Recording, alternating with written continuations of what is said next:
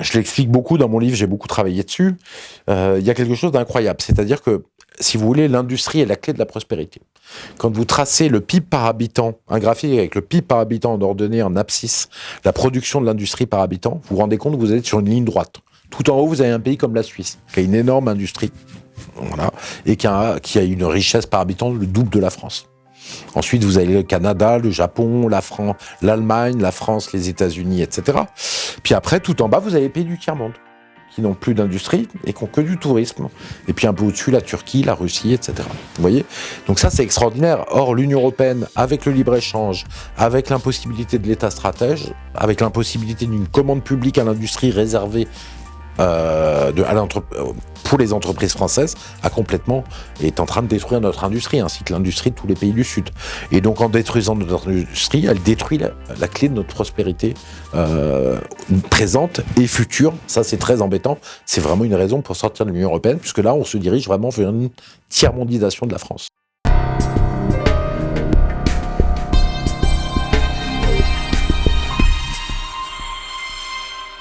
Philippe Murer, bonjour.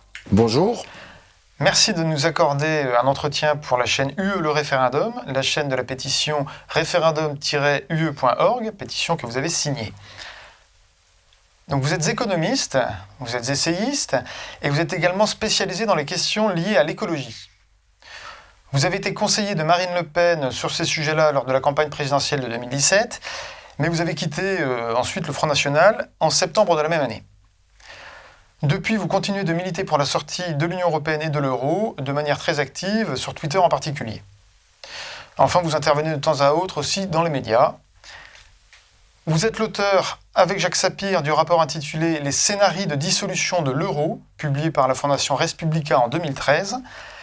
Et vous êtes également l'auteur de 3 livres. Le premier, « La transition énergétique ». Une énergie moins chère et 1 million d'emplois créés, c'est important. Le second, comment réaliser la transition écologique, un défi passionnant. Et enfin, vous venez de publier là récemment un dernier essai, Sortir du capitalisme du désastre. C'est un vaste programme, comment comptez-vous vous y prendre et pourquoi ? Voilà, déjà, pourquoi je dis sortir du capitalisme du désastre ? En fait, c'était une idée de conférence qu'on avait avec Pierre-Yves Rougeron du Cercle Aristote. Cette conférence s'est jamais faite avec le Covid. Et je me suis dit, pourquoi pas en faire un livre ? Parce qu'effectivement, on voit qu'on a un système économique de plus en plus malade, et tellement malade qu'il rend les gens malades d'ailleurs. Vous savez qu'il y a un rapport qui est sorti sur Europe 1 qui montre qu'il y a 2,5 millions de Français qui sont en burn-out en ce moment, à cause du travail, quoi. Et qu'il y a 6 millions de Français qui sont en hyper-stress, donc un stress au niveau pathologique et aussi à cause du travail. Donc, on voit bien qu'il y a des signaux inquiétants dans toutes les économies des pays occidentaux. Ça ne concerne pas que la France. Et donc, je me suis posé la question... Comment on peut réfléchir ce problème ? Donc, et d'où ça vient tout ça ? Et d'où ça vient, en fait, ça vient d'une chose très simple. Ça vient de l'ultralibéralisme. Ultra parce que c'est un libéralisme économique radicalisé. Ce libéralisme économique, c'est quoi ? C'est radicalisé, c'est que c'est le primat absolu de la liberté économique avant toute chose, sans aucune articulation. Vous voyez, par exemple, sur le problème... Il y a la liberté, mais il y a aussi l'égalité, il y a la fraternité, il y a la solidarité. Il y a tout un tas d'autres principes humains. Et tout ça est complètement intériorisé dans la tête des gens, au point où ils s'en rendent même plus compte. Les gens ne s'en rendent même plus compte, tellement c'est naturel, c'est devenu naturel et qu'il y a une vraie propagande dessus. Je vous donne un exemple, je parlais avec mon fils de football. Je dis, tu vois, c'est quand même dommage, le PSG, en fait, il achète le championnat en achetant les meilleurs joueurs. On est vraiment dans le marché pur pour le football. Je lui dis, il faudrait réguler tout ça. Et mon fils ne comprenait pas ce que je disais. Non, il faut faire le marché, il faut laisser faire le marché, quoi qu'il arrive, même si ça détruit le football. Voilà, il faut laisser les livreurs à vélo ubériser qui gagnent 3 à 4 euros de l'heure, alors que c'est une barbarie de laisser des gens gagner quelques centaines d'euros par mois, donc très largement en dessous du SMIC, avec des métiers dangereux et des métiers franchement pénibles où ils sont dirigés par ordinateur. Et très souvent, c'est des gens qu'on importe d'Afrique, des migrants qu'on fait travailler là-dedans. Donc il y a tout un côté limite esclavage dans cette nouvelle économie et asservissement économique. Donc j'ai analysé ensuite objectivement les résultats sur 60 ans en traçant les courbes des principaux chiffres économiques que je partage. Donc je partage l'analyse des problèmes économiques que ça pose dans tous les grands pays occidentaux et j'en tire un certain nombre de conclusions. Une des conclusions, c'est que l'économie française est en pleine déroute et je l'articule et c'est aussi beaucoup lié évidemment, l'ultralibéralisme étant porté par l'Union européenne, hein, on développera peut-être ça plus tard, c'est beaucoup lié à l'Union européenne, on a l'agriculture, l'industrie, on a les services publics détruits, on a tout un tas de désastres, voilà, qui sont en train d'arriver en France, et on a une économie qui est en train de se transformer en économie de prédation des gens, donc on a un désastre économique, social, un désastre humain, un désastre écologique, pas la peine d'expliquer plus loin, et même un désastre anthropologique, et ça je le montre à travers deux bouquins d'un penseur de gauche et d'un penseur de droite qui finalement se rejoignent sur le sujet, et je finis par toutes les solutions à ce problème, qui est un problème vaste, hein, qui est un problème important, qui ne concerne pas que les économistes, mais toutes les solutions pour avoir une économie qui ne soit pas un bloc surpuissant, qui écrase les humains dans la machine économique, dans des rouages économiques, et qui est en train de complètement changer la société. Alors c'est intéressant, vous avez parlé des migrants, des immigrés, qui en fait étaient utilisés par ce système, si je comprends bien. Exactement. On présente rarement la chose comme ça dans les médias. Non, c'est vrai. Pourtant, c'était ce que disait Jaurès. Hein. Jaurès disait, attention, il ne faut pas faire venir des immigrés sans contrôle, là où la main-d'œuvre est le plus humiliée, pour faire baisser les salaires. C'est ce que disait Marchais aussi, d'ailleurs, du Parti communiste, là, au début des années 80, avant qu'on lui tape sur la tête en disant « il faudrait arrêter de parler de tout ça, quoi. Sinon, on va te parler de ton passé pendant la Deuxième Guerre mondiale. » C'est pour ça, a priori, d'après les informations que j'ai, qu'il a dû arrêter sur ce sujet. Mais très clairement, il y a une exploitation économique, et puis c'est une façon de faire baisser les salaires. Hein. Marx le disait aussi, tout à fait. Et d'ailleurs, je me permets, parce que on est sur référendum quand même, avec le Brexit et la limitation de l'immigration, on a vu qu'il y a un bond des salaires, et pas seulement du salaire minimum, de tous les salaires en Angleterre. Nous reviendrons sur le Brexit tout à l'heure, je pense. Revenons un peu à votre carrière, en tout cas votre parcours politique. Donc, vous avez démissionné donc, du Front National en septembre 2017. Tout à fait. Et vous l'avez justifié en disant « Marine Le Pen emmène tous les militants du Front National et le peuple français dans une aventure sans issue ». C'est un jugement en abandonnant la souveraineté, oui. Alors, qu'entendez-vous par là? Quelle est cette impasse? Et trouvez-vous que, désormais, le Rassemblement national se soit sorti de cette impasse? Ou est-ce qu'il est encore dedans? Non, ils sont complètement dans l'impasse. Je vais peut-être raconter depuis le début, moi, comment je suis rentré au Rassemblement national. Parce que c'est pas tout à fait logique. Enfin, j'ai pris un risque à ce moment-là. Enfin, fin 2013, je me suis dit, bon, en fait, le Rassemblement national et Marine Le Pen, depuis 2-3 ans, parlent vraiment un discours cohérent sur le Frexit, sur l'économie et le social, que je partageais complètement. Sur l'immigration, je l'ai trouvé un peu raide, mais je suis d'accord avec eux. Il y avait un vrai problème, et il y a toujours un vrai problème d'immigration. Donc je me suis dit, pourquoi pas tenter l'aventure? Parce que c'est la seule armée qu'on a qui a le poids pour renverser le système là-dessus, et sur l'Union européenne, avec la promesse d'un référendum. Donc, ils travaillaient sur la souveraineté, sur la volonté d'un référendum 6 mois après la présidentielle. Donc, pour moi, tout ça était impeccable. J'ai rencontré Marine Le Pen, et on a décidé de travailler ensemble. J'ai travaillé pour eux dès les européennes, en fait, dès 2014, début 2014, pour préparer les élections européennes avec eux. Il y a eu un gros succès. Et il faut comprendre que, comme le Front National parlait un langage de sincérité, il y avait un vrai emballement autour du Front National. On avait les classes populaires qui étaient des jeunes, des classes populaires qui venaient nous soutenir, qui étaient tout à fait emballés, et aussi des jeunes de classe supérieure qui venaient travailler avec nous, qui nous encourageaient, ou même qui commençaient à prendre des postes de responsabilité, mais c'était plus de la motivation pure. Le problème qu'il y a eu au Rassemblement National, c'est que c'est un parti qui ne travaille pas assez. Donc, demander à changer de système de la souveraineté, ça demande beaucoup de travail.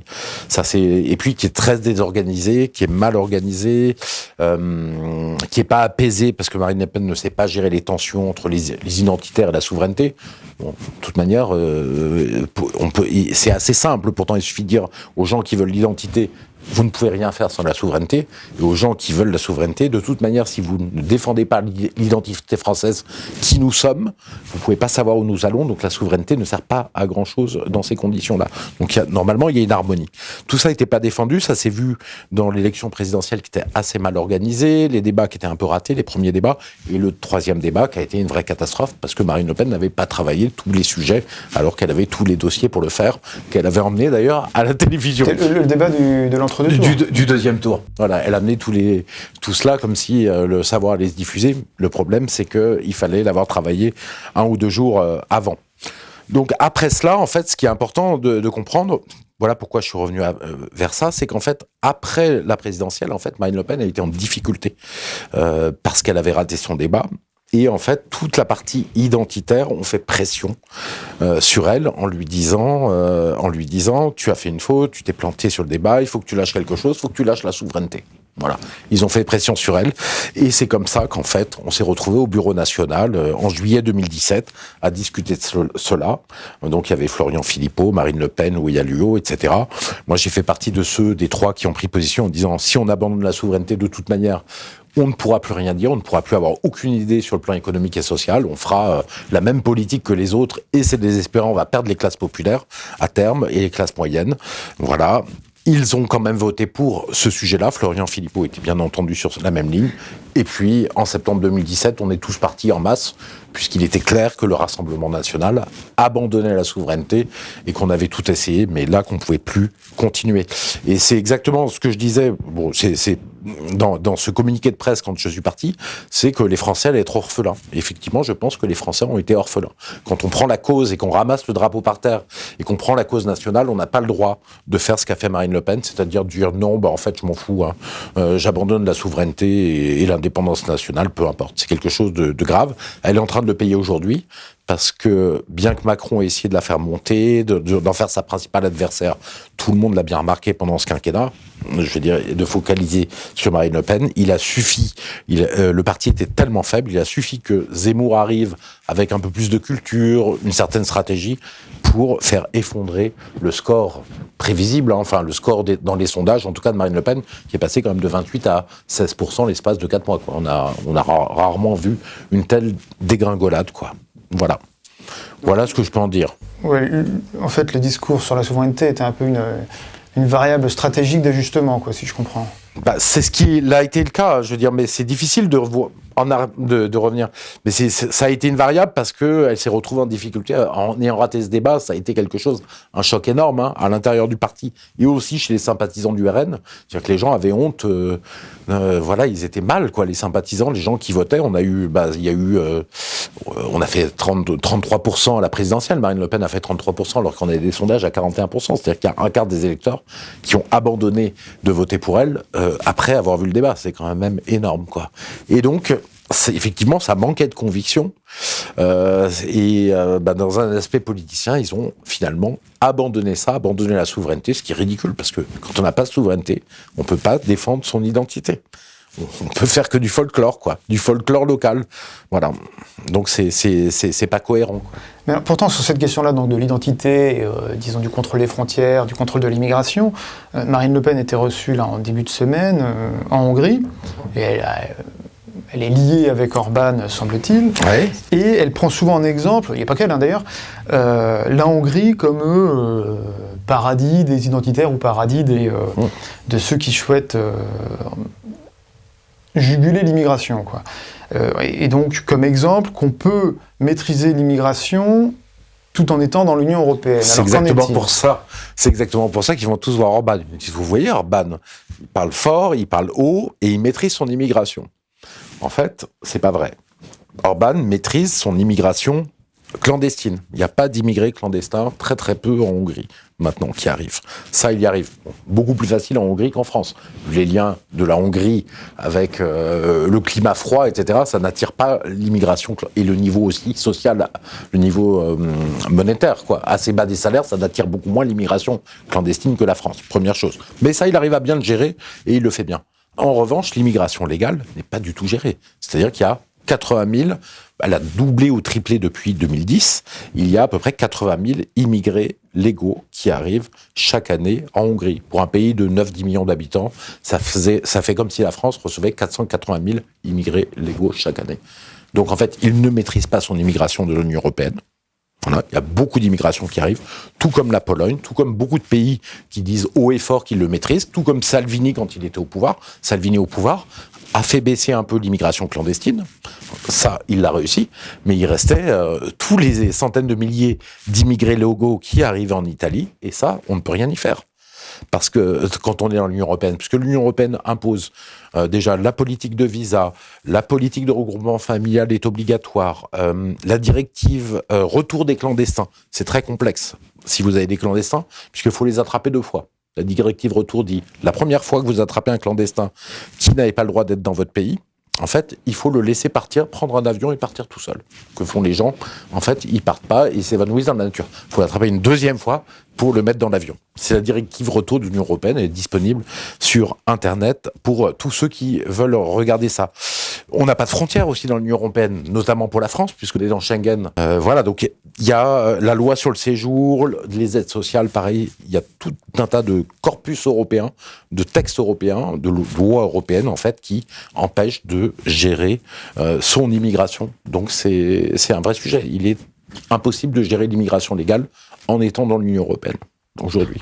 Mais pourtant, aucun des candidats, aussi bien Marine Le Pen que Éric Zemmour notamment, et même à droite, puisqu'on a vu que Michel Barnier avait eu des propos un peu, comment dire... de remettre en cause l'Union européenne, oui, alors le négociateur du Brexit, c'est extraordinaire. Aucun ne compte s'affranchir de l'Union européenne, bien qu'ils prétendent lutter contre l'immigration. Oui, effectivement. Alors, ils ont un discours, ils disent, OK, en fait, toutes ces lois européennes auxquelles on doit obéir de par la Constitution, de par le fait que les lois européennes, on est obligé d'y obéir, très clairement. Eh bien, ils disent, on va toutes les jeter à la poubelle, et on va dire à l'Union européenne qu'on veut pas, sur l'immigration, faire tout ça. Il faut sortir de Schengen aussi. Pour Zemmour, je l'ai pas entendu. Marine Le Pen ne veut plus sortir de Schengen. Donc, je comprends pas comment elle va gérer l'immigration sans frontières. Mais bon, peut-être qu'elle a une idée, mais moi, je la vois pas. Sortir de Schengen aussi pour avoir des frontières et contrôler ces frontières et pouvoir savoir qui rentre, qui sort. Donc, je comprends pas très bien comment ils vont faire. Ou alors, ils peuvent le dire, ils peuvent le faire, mais là, ils vont rentrer en conflit avec l'Union européenne. C'est tout le problème. Parce que l'Union européenne, l'immigration est très importante pour plein de pays. Je pense que la France, très clairement, les gens sont complètement contre l'immigration. Ça se comprend, vu les problèmes d'assimilation. Mais il y a beaucoup d'autres pays, comme l'Allemagne, qui ont 1,2, 1,3 enfants par femme depuis longtemps, qui sont en déficit démographique et qui veulent continuer l'immigration. En tout cas, il n'y a pas de consensus en Europe sur ce sujet-là. Et puis, l'immigration, ça fait partie de l'ADN. La libre circulation personne, c'est l'ADN de l'Union européenne, qui est mondialiste, etc. Donc, je ne vois pas comment ils vont éviter un conflit avec l'Union européenne.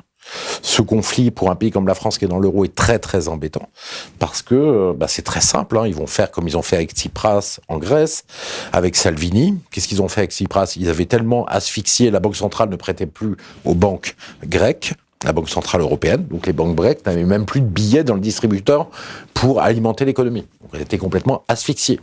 Quand Salvini est arrivé au pouvoir et qu'il a voulu travailler sur le budget, faire de la relance, qu'a fait l'Union européenne, elle a fait monter les taux italiens en arrêtant d'acheter des obligations italiennes et en continuant à acheter des obligations de tous les pays.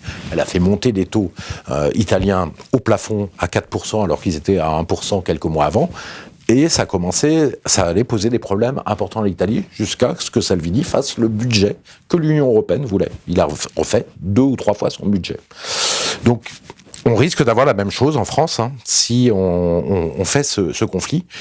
Pourquoi pas? Mais dans ce cas-là, on risque d'avoir une asphyxie de la France par la Banque centrale européenne qui ne prêtera moins aux banques françaises et qui l'asphyxiera doucement. Et donc, il faut être prêt à ce moment-là à sortir immédiatement de l'euro pour éviter cette asphyxie, tout en conservant la maîtrise de l'immigration. Mais alors ça, par exemple, cette histoire de bras de fer, finalement, avec l'Union européenne, c'est une chose que la France insoumise aussi prétend pouvoir mener. L'argument de la France insoumise, encore récemment, Adrien Quatennens a dit que s'il y avait un bras de fer, la France est la France, et Zemmour a dit un peu la même chose d'ailleurs, en disant la France est la France, l'Union européenne ne peut pas se faire sans la France, donc si nous négocions, nous gagnerons en quelque sorte. Écoutez, l'Italie, elle a dû céder. Salvini a revu ses budgets, et la France, c'est la France. Mais ils peuvent le faire de manière sournoise, en prêtant moins. Mais qui va comprendre que l'Union européenne est en train d'étrangler les banques Ils vont dire, mais non, c'est pas nous, c'est vous, etc. Vous voyez, ils peuvent le faire de façon très sournoise. C'est eux qui ont la tutelle sur nous parce qu'ils ont la monnaie, la gestion de la monnaie et la gestion de la Banque centrale. Et ça nous met en faiblesse très importante. C'est pour ça que c'est très important de sortir de l'euro pour avoir sa souveraineté et pour agir comme bon nous simple. Voilà, on verra si ces candidats iront jusqu'au bout. Imaginons que Zemmour soit président. puisque ça devient une potentialité faible, mais ça devient une potentialité. Est-ce que Zemmour, qui a peur de sortir de l'euro, à ce moment-là, aura le courage de dire « Eh bien, je veux faire ma politique d'immigration, donc je sortirai de l'euro immédiatement pour pouvoir tranquillement, derrière, la réaliser ?» C'est une vraie question. Alors, puisque nous sommes sur le chapitre des conflits entre les États membres et l'Union européenne, il y en a un en cours en ce moment, c'est avec la Pologne. Alors, c'est pas sur le sujet de l'immigration, en l'occurrence. Bien sûr. C'est sur des conflits d'ordre juridique, on va dire. Qu'en pensez-vous aujourd'hui, la Commission européenne a décrété, ou la Cour de justice, je ne sais plus, a astreint à 1 million par jour le gouvernement polonais s'il n'obéissait pas en fait aux injonctions c'est un premier coup de semonce qui est très gentil, puisque effectivement la Pologne ne respecte pas, enfin a décidé de s'affranchir en disant que le droit polonais peut être supérieur au droit européen, voilà, en conservant tout ce qu'elle avait fait et que l'Union européenne voulait lui retirer. Bah écoutez, c'est une amende pas chère pour l'instant. Je pense que c'est un coup de semonce, parce que 1 million d'euros par jour, elle va pas faire peur à la Pologne sur ce sujet-là. Elle va jamais le faire reculer. Alors, les principaux candidats à l'élection présidentielle, là, proposent chacun un référendum sur la question européenne. On en a déjà un peu parlé. Sur l'immigration, en fait, oui, plutôt. Oui, en règle générale, oui. Mais il y a, par exemple, Montebourg, lui, en propose un aussi. Alors, grosso modo, ça se résume tous à dire, faire un peu comme ce qu'a fait la Pologne, c'est-à-dire on va mettre le droit français au-dessus du droit européen. Bon. Alors, déjà, qu'est-ce que vous pensez de cette espèce de soif des candidats pour ce type de référendum? Et qu'est-ce qui le distingue d'un référendum sur notre appartenance à l'Union européenne tel que nous le proposons et avec notre pétition que vous avez d'ailleurs signée. Voilà. Pourquoi avoir signé ça plutôt que par exemple de soutenir un projet alternatif comme Parce qu'en fait, le référendum sur l'Union européenne que vous proposez de faire signer, que vous faites signer, moi, je suis parfaitement d'accord avec ce référendum. Ça permet de sortir de l'Union européenne, de récupérer notre souveraineté, toute notre souveraineté. La souveraineté, d'ailleurs, on ne la récupère pas en tranches. On a toute sa souveraineté, une armée, une monnaie, etc. Soit on n'en a pas. Ce référendum sur notre appartenance à l'Union européenne, nous sommes nombreux à le vouloir. Mais pour l'obtenir, nous avons besoin de chacun d'entre vous. Pour accélérer le mouvement, rejoignez-nous. Signez la pétition. Faites-la signer à vos proches et faites des dons. Grâce à votre aide, nous pourrons élargir la mobilisation et multiplier dans toute la France les tables d'information, les affichages, les conférences, les débats, les événements, et faire vivre notre chaîne. Nous ferons le maximum pour obtenir ce référendum.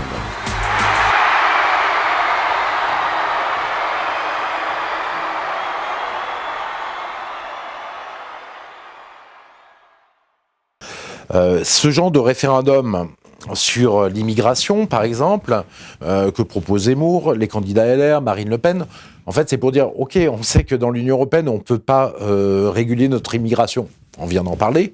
Bah, on va faire quelque chose, ça va être le droit français supérieur au droit européen. Sauf que là, ça pose tout un tas de problèmes. Pourquoi pas ? Réfléchissons. La Constitution dit que les traités européens sont supérieurs au droit français. Et donc les traités européens et les lois européennes, les directives européennes qui vont avec. Donc là, on a une contradiction. Donc il va falloir modifier la Constitution pour dire, sur le thème de l'immigration, le droit français est supérieur au droit européen et la France pourra faire ce qu'elle veut.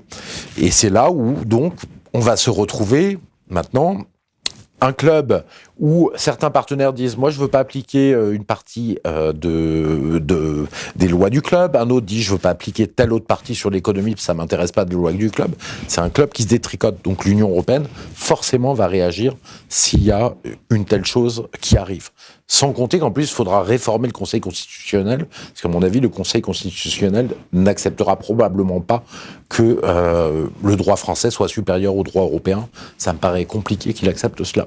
Voilà. Il y aura une sorte de guerre sur les deux fronts, en fait. Une guerre à la fois sur l'establishment français, on va dire, pro-Union européenne, de façon plus ou moins latente, et une guerre avec les instances de l'Union européenne. Mais ce qu'il faudrait faire, c'est faire, effectivement, de toute manière, il y a un problème avec le Conseil constitutionnel et le Conseil d'État qui s'est institué en gouvernement des juges, donc il faut les réformer de toute manière. Ça, c'est absolument clair. On va encore parler référendum. Le dernier référendum sur la question européenne, finalement, a eu lieu en 2005. Oui. Donc, avec les conséquences que l'on sait, puisqu'elle a été bafouée ensuite en 2008, son résultat a été piétiné. Vous aviez fait campagne, je suppose, à l'époque ? Non, j'étais un citoyen comme les autres, très intéressé par la politique, mais j'ai pas fait campagne j'ai beaucoup suivi les débats. Ça m'a passionné. En plus, vous vous en rappelez, les débats étaient de très bonne tenue, quoi. On avait vraiment des débats entre des gens qui étaient pour l'Union européenne, contre l'Union européenne, et donc le citoyen pouvait se faire une bonne idée de ce traité. Et visiblement, ils se sont fait une idée que ce traité était extrêmement dangereux, puisqu'on est passé de 30% contre ce traité à 55% contre le traité constitutionnel qui a gagné. Donc moi, je l'ai fait en tant que simple citoyen, quoi, clairement. Ce qui m'avait marqué d'ailleurs, je ne sais pas si vous avez été marqué par ça, c'était la réaction de l'oligarchie, c'est-à-dire des médias qui avaient dit « mais les Français ont fait n'importe quoi le soir du référendum, ils ont mal voté, c'est terrible, mais comment peuvent-ils être aussi bêtes, etc. » Ainsi que la classe politique en général, et ça a été quelque chose d'assez impressionnant. Ça a été la première fois en fait qu'on s'est rendu compte qu'on avait une oligarchie qui n'aimait pas les citoyens français et qui n'aimait pas la démocratie. Et est-ce que vous pensez que justement ça n'est pas ça qu'il faudrait aujourd'hui au peuple français pour sortir de l'abstention un peu chronique qui existe, enfin, un référendum j'entends, et sur notre appartenance à l'Union européenne, est-ce que c'est pas la solution pour débloquer un peu ça serait une superbe solution. Sauf qu'en fait, on ne peut pas imposer au pouvoir en place, c'est le pouvoir qui décide des référendums, hein, puisque les citoyens ne peuvent pas imposer un référendum, ou alors il faut avoir beaucoup de députés, enfin c'est quasiment impossible. Donc c'est le pouvoir qui doit imposer un référendum. Sauf que le pouvoir ne veut pas imposer un référendum sur l'Union européenne. Ségolène Royal l'avait dit d'ailleurs à une époque, candidate à la présidentielle au 2e tour, elle avait dit non, on ne posera jamais une question, on n'est pas idiot, sur la sortie de la France de l'Union européenne. On n'est pas idiot parce qu'on n'a pas envie que la France en sorte et on pense que les Français le font. Nous ne ferons pas l'erreur de David Cameron, rassurez-vous. Nous n'allons pas faire de référendum pour la sortie de la France de l'Union européenne, ça je puis vous l'affirmer. Parce que nous savons comment ça marche. Nous savons. Nous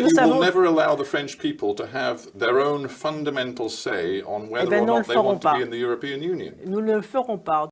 Macron aussi, devant la BBC, avait dit, devant quelqu'un, un journaliste qui lui parlait de cela, il avait dit qu'il pensait que les Français voteraient plutôt pour le Frexit aussi. Why do you think the British voted to leave this sophisticated structure? Once it had a referendum, it might have had the same result. Yeah, probably. In a similar context, but our context was very different. So I don't want to make any. To take any bet. Et donc, ils ne vont pas proposer de référendum sur l'Union européenne. Ça, c'est le sujet. Je pense que il faut peut-être... moi, je vois plutôt comme solution, en fait, une alliance des souverainistes, hein, d'arrêter de s'éclater en plein de petits partis différents et qu'on ait une vraie union des souverainistes pour peser. C'est ça qui manque aux électeurs, aux sympathisants. Je pense que les sympathisants ont besoin de dire « Ok, on défend le nous, la France, le collectif, mais vous défendez aussi un collectif de partis souverainistes qui sont cohérents entre eux, hein, et qui, sans que personne ne se renie, qui permettent d'aller loin, quoi, en fait. Puisqu'on a vraiment un éclatement politique qui est très embarrassant aujourd'hui. Donc ce serait quoi, une sorte de campagne transpartisane sur un objectif bien défini ? Pourquoi pas, pour la présidentielle, ou alors un rassemblement des partis, les partis qui se fondent qui est dans un grand parti souverainiste, parce qu'il y a quand même des gens qui pensent la même chose et qui sont dans des partis différents. Ça n'est pas compréhensible pour le citoyen et l'électeur. Alors à ce sujet, il y a quand même un pays qui est passé par le référendum, c'est le Brexit. Enfin le Brexit, c'est l'Angleterre. C'est le Royaume-Uni, donc qui a eu son référendum, qui l'a finalement remporté, et qui maintenant est sorti de l'Union européenne. Alors quelles sont les dernières nouvelles que vous avez à ce sujet-là ? Que faut-il penser du Brexit ? Est-ce que c'est la catastrophe que l'on avait dit que ce serait, ou est-ce qu'au contraire... C'est pas du tout une catastrophe. Il n'y a eu aucune catastrophe économique. Il n'y a même pas eu de photo d'embouteillage, je crois, monstrueux, qui voulait absolument prendre. Hein, donc il n'y a pas eu du tout de catastrophe. Sur l'économie, ça se déroule plutôt bien. La croissance anglaise est bonne. Donc et puis surtout, grâce à l'arrêt des flux d'immigration, grâce à la volonté de Boris Johnson d'augmenter le salaire minimum, on a une hausse des salaires qui est complètement exceptionnelle. Cette année, ça se renouvellera pas tous les ans, il ne faut pas rêver, de 8,8% en 2021, pour une inflation qui est autour de 3%. Donc les Anglais vont gagner grosso modo 5% de pouvoir d'achat cette année, ce qui est énorme, hein, ce qui est très important. Il y a des grands programmes d'investissement dans les hôpitaux publics, et puis Boris Johnson a dit on va arrêter ce vieux modèle cassé qui est de faire venir beaucoup de flux d'immigration pour que les entreprises travaillent avec des salaires très bas. Maintenant, il faut augmenter les salaires, augmenter la qualité des entreprises, des produits, la productivité, etc. Donc il y a vraiment en fait, il remet en cause en fait tout le modèle qui est de développement qui avait eu lieu, qui avait commencé avec Margaret Thatcher, quoi, en fait. On a vraiment une bifurcation historique du Royaume-Uni qui est souvent en avance sur les autres et qui part dans une direction complètement différente. Donc autrement dit, rompre avec l'Union européenne, c'est le début, c'est une rupture profonde et c'est le début d'une sorte de révolution, quoi. Ah oui, d'une grande aventure, quoi. D'une grande aventure collective où on remet le peuple au centre. De toute manière, il faut donner le référendum d'initiative citoyenne au peuple français, quoi. Maintenant, ça, c'est une obligation parce que les élites ont beaucoup trop trahi et pour retrouver la confiance, c'est une chose fondamentale. Et puis aussi proposer une vraie, voilà, pas une révolution, mais une évolution très forte, avoir un capitalisme qui soit beaucoup moins violent, qui soit régulé, où tout le monde s'y retrouve et pas seulement les plus puissants et les plus riches, aller sur le chemin de l'écologie pour résoudre notre problème écologique, faire la part de la France, tant sur l'énergie que sur l'agriculture et tous les autres sujets. Il y a énormément de sujets à transformer, parce que la France est un pays qui est en train de pourrir sur pied depuis 40 ans, en fait. Comme le chien crevé au fil de l'eau, lâché par ses gouvernements et ses élites. Il y a un besoin énorme. Alors nous reviendrons sur ces questions-là. Juste une dernière question, on a parlé un peu du pouvoir d'achat. C'est apparemment une des préoccupations centrales des Français. Tout à fait, oui. Et on ne sait pas très bien finalement quelle est la vérité sur le pouvoir d'achat. On entend un peu tout son contraire, on entend que finalement le pouvoir d'achat a progressé, qu'il a un peu stagné, on ne sait pas. Mais les gens ont le sentiment que le pouvoir d'achat a diminué. Alors comment l'expliquer ? Alors comment expliquer ? Déjà, dans mon bouquin, j'ai travaillé sur ces problèmes, sur ces sujets. J'ai fait à partir de graphiques de longue durée. En fait, ce qu'on voit, c'est dans les années 60-80, on avait à peu près 2% de pouvoir d'achat, des années 60 jusqu'au début des années 80. 2% de hausse du pouvoir d'achat chaque année. Et d'un coup, il y a toute la révolution néolibérale, thatchérienne, reaganienne, libre-échange qui commence à se mettre en place. Et en fait, il y a une chute brutale en France autour de plus 0,4%. On passe de plus 2% à plus 0,4% de niveau de vie à partir de 1985. Et ça reste à ce niveau-là après. Donc il y a vraiment deux moments de l'histoire, quoi. Donc sur le pouvoir d'achat, en fait, clairement, les Français disent il y a un problème de pouvoir d'achat. Et les élites disent non, il n'y a pas de problème, c'est un sentiment de problème de pouvoir d'achat. C'est comme quand les Français disaient on voit qu'il y a beaucoup de crimes dans la rue, il y a beaucoup de délinquance. Les élites leur répondraient non, c'est un sentiment d'insécurité. Qu'est-ce qu'on peut dire là-dessus ? C'est vrai que les Gilets jaunes disaient on n'arrive pas à finir nos fins de mois, de moins en moins, et donc on a notre pouvoir d'achat qui baisse, on a cette impression. Je pense que c'est une réalité, effectivement. Il y a eu beaucoup d'années de baisse de pouvoir d'achat qui ont été comptées comme petites hausses. Pour quelles raisons ? Première chose, l'inflation est mal comptée à l'INSEE. L'inflation qu'on nous présente, d'ailleurs, il n'y a même pas le tabac et plein d'éléments, etc., qui sont enlevés. Mais surtout, c'est pas ça le principal, surtout même pour des gens qui ne fument pas ou qui n'ont pas ce genre d'activité, il y a le fait que l'immobilier est compté pour 6% dans l'indice d'inflation. Or, n'importe qui sait bien, n'importe quelle personne sait bien que l'immobilier, c'est pas 6% de ses salaires, de ses revenus. C'est souvent 20%, 25%. Que ce soit un loyer que paye la personne ou que ce soit un achat d'appartement avec le remboursement de l'endettement. Donc, c'est un choix méthodologique de l'INSEE, je vais pas revenir dessus, mais qui est pas bon, à mon avis, et qui sous-estime l'inflation immobilière. Or, les prix de l'immobilier à Paris ont fait x4 en 40 ans. C'est ce qui a le plus monté. En province, ça fait x2 à x3 aussi. C'est un des prix qui a le plus monté. Il y a aussi l'effet qualité qui est compté, c'est-à-dire que vous achetez un ordinateur. Vous avez acheté un ordinateur il y a 5 ans. Cet ordinateur marche plus. Vous voulez racheter le même type d'ordinateur, parce que ça n'a pas tellement évolué. On vous dit, vous allez le payer 10% plus cher parce qu'on a mis de la mémoire en plus et un peu plus rapide.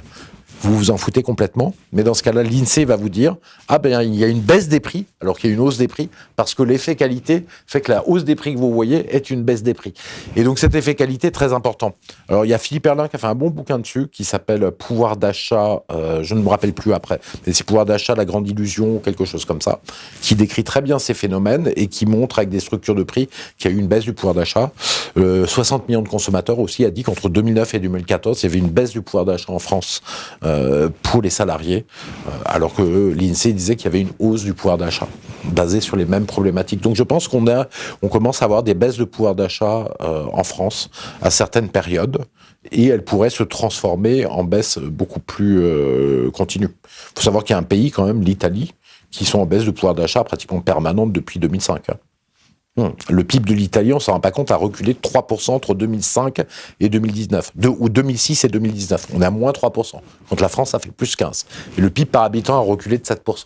Donc le pouvoir d'achat a probablement reculé de 10% en Italie. Voilà, donc on rentre dans une période dure où la destruction de l'économie commence à se ressentir sur les salaires. La dette ne suffit pas à masquer tout, public ou privé, ça se ressent sur les salaires. Et je pense qu'on est rentré dans cette période-là, quoi.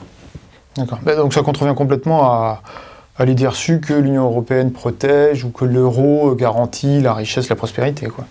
L'Union européenne protège de rien du tout, bien au contraire. L'Union européenne, c'est le libéralisme le plus débridé, la destruction de toutes les structures de protection, du droit du travail, de l'assurance chômage, où l'Union européenne propose de la réformer pour que ça coûte moins cher, des réformes des retraites, etc. Donc l'Union européenne ne protège rien du tout. Au contraire, elle laisse le continent balayé par le vent glacé de la mondialisation la plus pure, et donc elle ne protège pas du tout.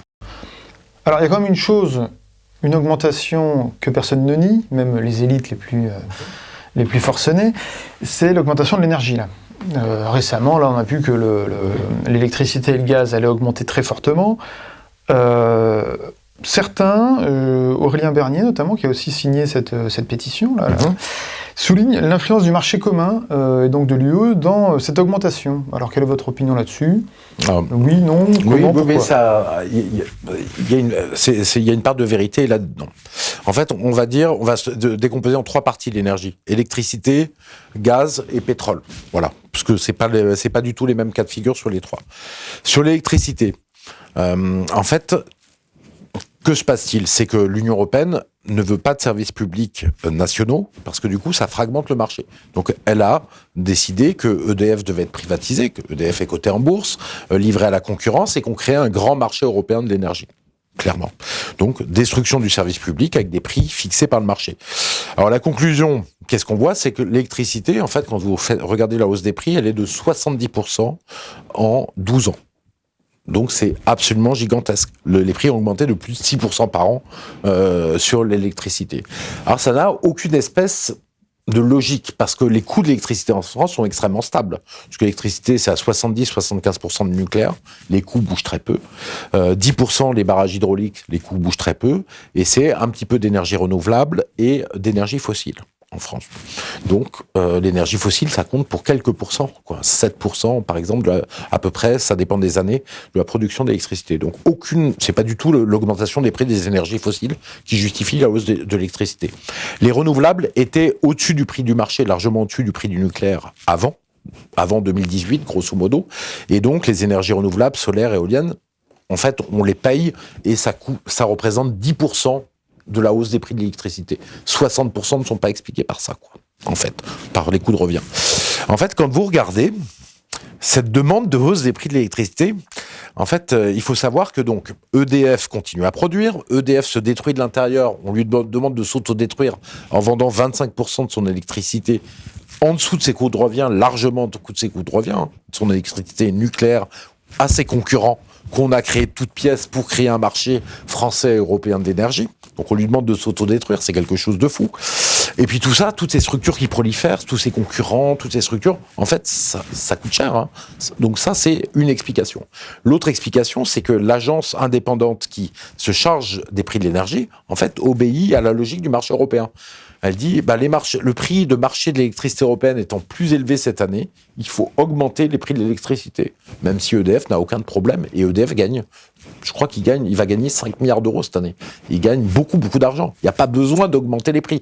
Il y a besoin d'augmenter les prix pour que les petits concurrents ne fassent pas faillite. Donc voilà pourquoi on est en train d'augmenter le prix de l'électricité. Ça n'a aucune espèce de cohérence et de logique. C'est pour sauver le marché, en fait, et pour sauver les concurrents d'EDF qui ne produisent rien. Voilà. Et d'ailleurs, il y en a certains qui arrêtent malgré tout. Donc voilà pourquoi l'agence indépendante, c'est pas le ministre qui décide, c'est une agence indépendante qui demande. Le ministre dit oui, finalement, une hausse des prix de l'électricité. Pour le gaz, on est pareil. Le gaz de France a été privatisé. On a un marché européen du gaz. Il fait partie du marché de l'énergie.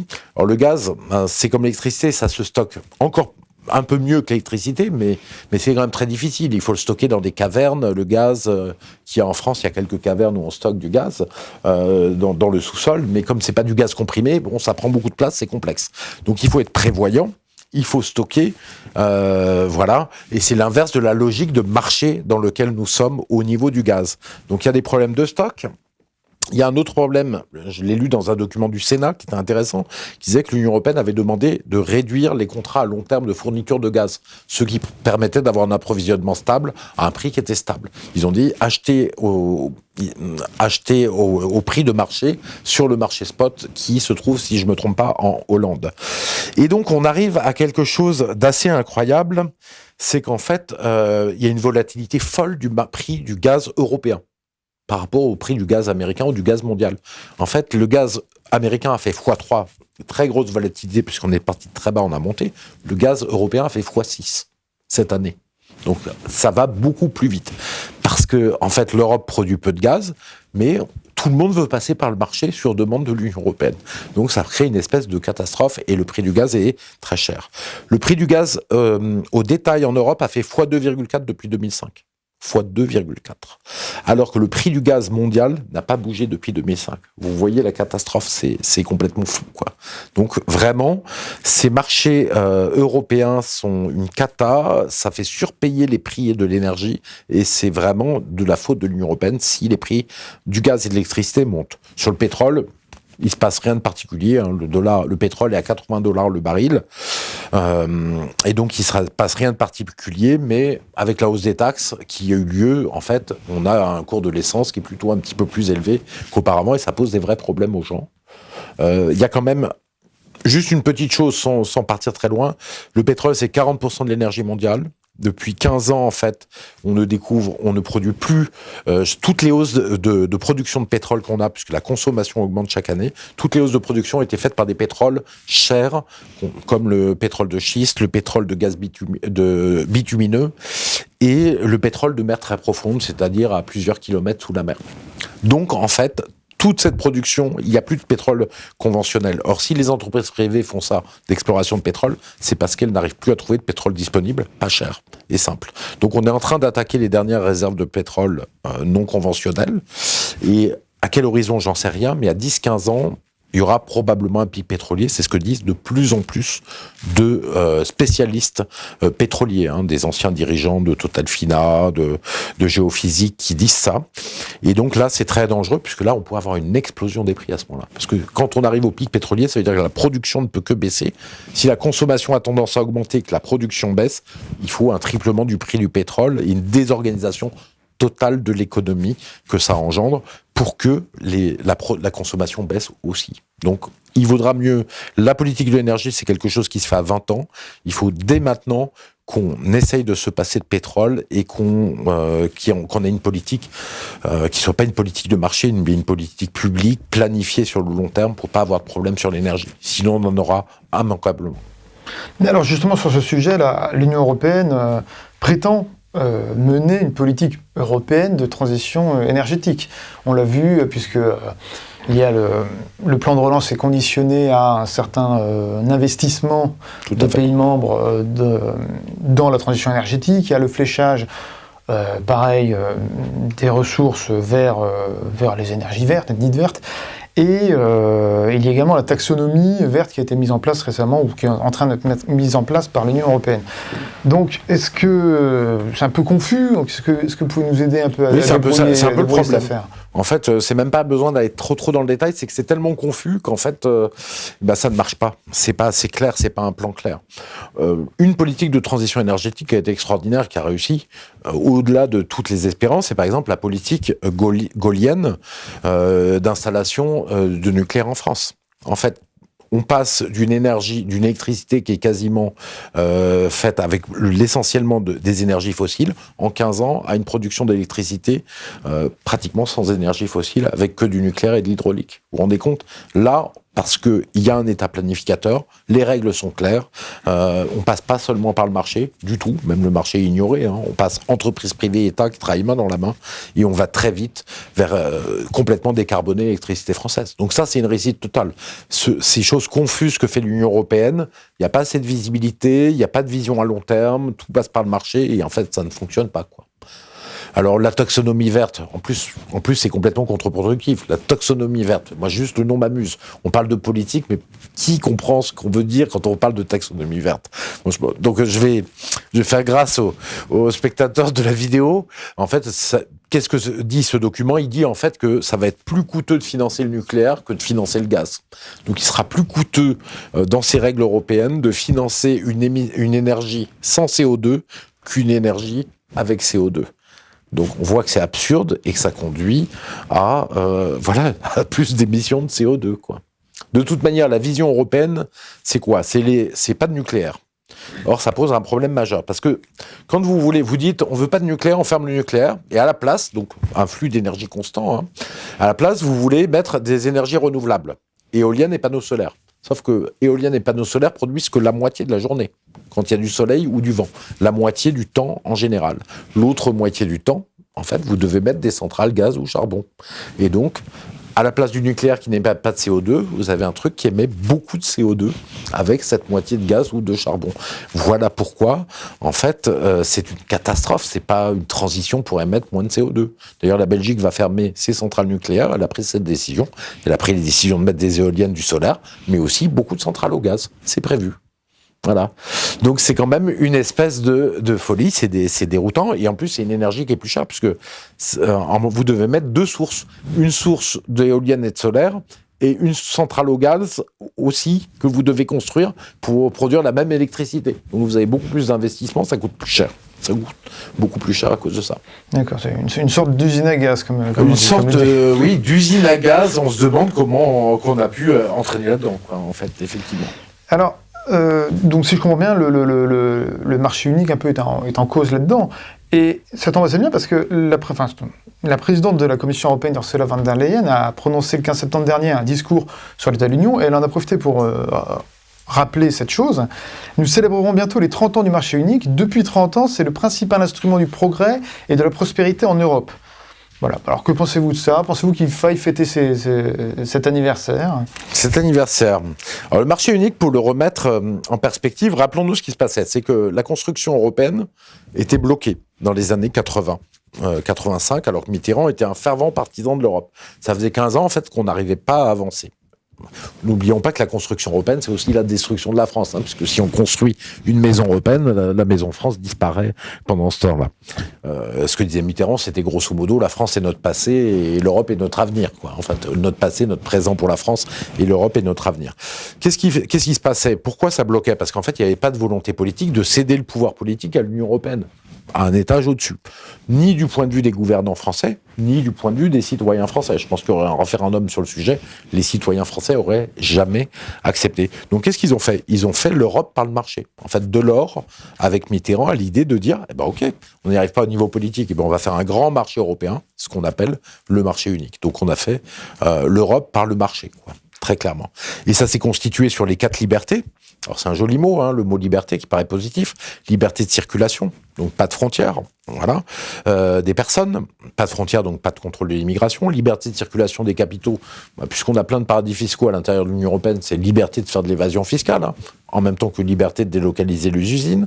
Liberté de commerce pour les services et les produits industriels, ce qui voulait dire qu'il n'y avait plus de droits de douane et en fait qu'on avait donc un marché unique avec une concurrence tout à fait forte. Les conséquences, c'est quoi? C'est qu'on avait une croissance à peu près dans les années 60-70 de 4% par an. On est passé à 3% par an dans les années 80, puis 2% par an, puis 1% par an. Voilà, la croissance s'est effondrée. La précarité a augmenté, le chômage a augmenté, le niveau de vie a de moins en moins tendance à augmenter, les inégalités explosent. Il n'y a que les puissants qui en bénéficient. C'est logique puisque c'est ce que met l'Union européenne en place, c'est de l'ultralibéralisme à l'échelle européenne. Alors juste, je réponds à tous les libéraux qui vont dire oui, mais la France, c'est pas ultralibéral parce qu'il y a des impôts élevés, en fait. Parce qu'il y a des protections sociales. Alors déjà, les protections sociales, elles disparaissent, mais il faut savoir que Friedrich Hayek, le grand penseur de l'ultralibéralisme, et Friedman pensait aussi la même chose, il disait, attention, il faut toujours laisser un filet de sécurité sociale, un filet social pour les gens. Ne serait-ce que pour éviter la révolte des miséreux contre ceux qui profitent du système ultralibéral. Donc voilà. Et la concession à la France de tout cela, en fait, c'est de l'ultralibéralisme, c'est de dire, ok, vous faites de l'ultralibéralisme du marché partout, mais vous laissez un filet de protection sociale, sinon dans le pays de l'égalité et de la fraternité, tout va imploser. Voilà, donc c'est vraiment pas une réussite, c'est même une catastrophe vers laquelle on va, complètement, une vraie catastrophe. Si je peux rajouter un petit mot, en fait, je l'explique beaucoup dans mon livre, j'ai beaucoup travaillé dessus, il y a quelque chose d'incroyable, c'est-à-dire que, si vous voulez, l'industrie est la clé de la prospérité. Quand vous tracez le PIB par habitant, un graphique avec le PIB par habitant en ordonnée en abscisse, la production de l'industrie par habitant, vous vous rendez compte que vous êtes sur une ligne droite. Tout en haut, vous avez un pays comme la Suisse, qui a une énorme industrie, voilà, et qui a une richesse par habitant le double de la France. Ensuite, vous avez le Canada, le Japon, l'Allemagne, la France, les États-Unis, etc. Puis après, tout en bas, vous avez les pays du tiers-monde, qui n'ont plus d'industrie et qui n'ont que du tourisme. Et puis un peu au-dessus, la Turquie, la Russie, etc. Vous voyez ? Donc ça, c'est extraordinaire. Or, l'Union européenne, avec le libre-échange, avec l'impossibilité de l'État stratège, avec l'impossibilité d'une commande publique à l'industrie réservée pour les entreprises françaises, est en train de détruire notre industrie, ainsi que l'industrie de tous les pays du Sud. Et donc, en détruisant notre industrie, elle détruit la clé de notre prospérité présente et future. Ça, c'est très embêtant. C'est vraiment une raison pour sortir de l'Union européenne, puisque là, on se dirige vraiment vers une tiers-mondisation de la France. Alors, on s'aperçoit en fait, avec cet entretien, que finalement l'Union européenne a une incidence quand même générale sur le devenir de la France et sur la situation matérielle très concrète des Français. Tout à fait. Et alors, on entend à ce sujet-là une affirmation récurrente qui est, grosso modo, 80 ou 75% de nos lois sont d'origine européenne. C'est une sorte de propos qui circulent comme ça. Alors, il se trouve que les services de communication de l'Union européenne disent au contraire que c'est beaucoup moins, et une étude de la fondation Terra Nova, publiée en 2010, évaluait au contraire cette proportion à 10% maximum. Donc il y a un enjeu là-dedans argumentatif. Alors nous, dans le cadre du référendum que nous proposons, c'est quand même une information assez importante que de pouvoir chiffrer cela. Donc où se trouve la vérité selon vous, et est-ce que l'Union européenne n'agit pas peut-être pas seulement par le cadre des lois ? Alors, c'est vrai qu'il y a deux façons. Il y a les règlements européens qui s'imposent complètement directement à la France, et puis il y a les directives européennes qui sont transposées, votées au Parlement. Qui n'a pas beaucoup de rôle, puisque de toute manière, ils doivent avaliser la loi. Il faut que la France adopte la loi européenne en français. Voilà où on en est. Par contre, effectivement, il n'y a pas vraiment de réponse à ce sujet. Effectivement, il y a beaucoup de lois européennes. Est-ce que c'est 80%, plus, moins ? Franchement, je ne sais pas. J'ai travaillé dessus il y a quelque temps, et en fait, j'avais vu que Public Sénat, donc la chaîne du Sénat, disait, on a posé la question à tout le monde, au gouvernement, au Parlement, au Sénat, et en fait, personne ne nous répond. Or, ce sont des gens qui sont européistes. S'ils ne répondent pas, c'est quand même, pour moi, je pense, une forme d'aveu. D'ailleurs, vous regardez sur Google, vous faites Sénat directive européenne, et vous allez tomber sur tout un tas de directives européennes que le Sénat ou que l'Assemblée nationale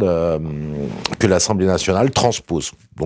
Donc de toute manière, l'Union européenne, pour prendre le pouvoir sur les États, qui sont quand même des forces, qu'est-ce qu'elle fait ? Elle ensevelit les États sous un monceau de textes juridiques. J'étais au Parlement européen, je peux vous le dire, on votait tout le temps des textes juridiques, avec des normes d'une complexité. On arrivait à peine à voter tellement c'était complexe et tellement il y en avait de partout.